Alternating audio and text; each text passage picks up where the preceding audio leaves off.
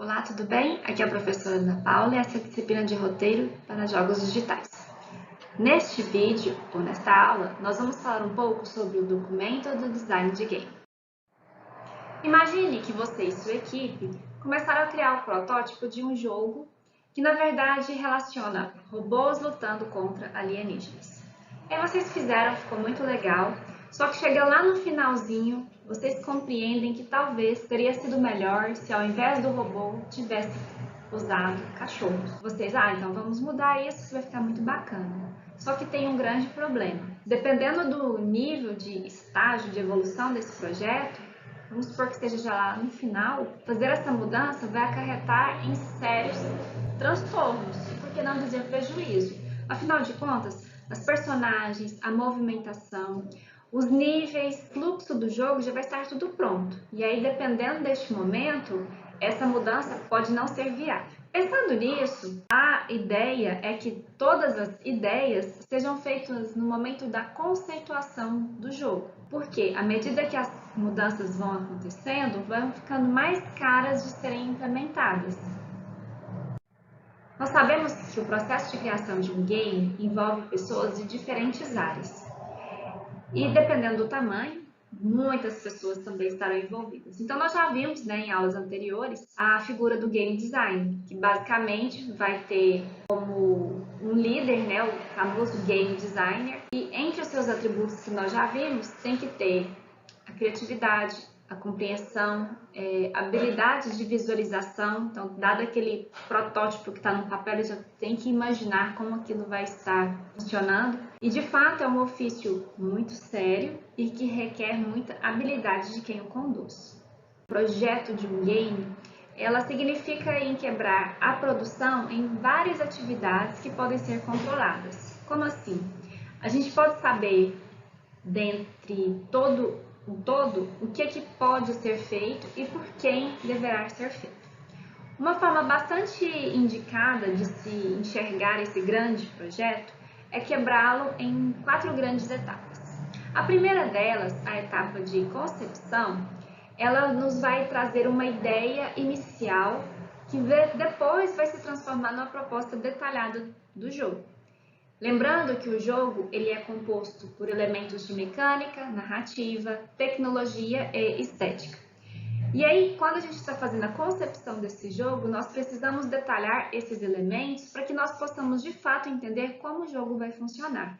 E aqui, pessoal, existem várias formas de conduzir esse processo. Já na etapa de pré-produção, a equipe de desenvolvimento vai testar as ideias que foram geradas na etapa anterior de concepção.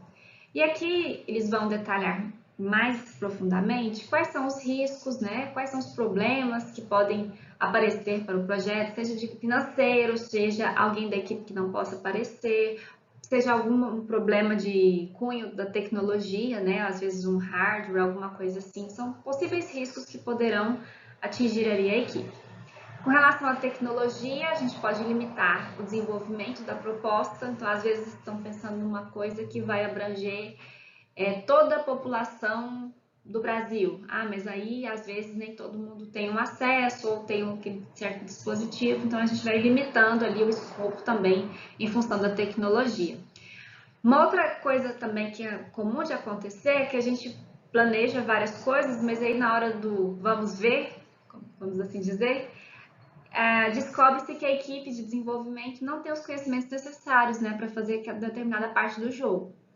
E o jogo pode não ser divertido para os jogadores, que aí de fato é a pá de cal mesmo para encerrar o projeto, Então, por conta disso, nessa fase de pré-produção é onde nós fazemos pequenos protótipos, que é o mínimo produto viável, que eles chamam aí na área do empreendedorismo, para que as pessoas possam degustar e ter uma ideia do que vocês de fato estão fazendo. A etapa de produção é onde a gente vai pôr de fato, a mão na massa, ou seja, nós vamos fazer a criação do game em si.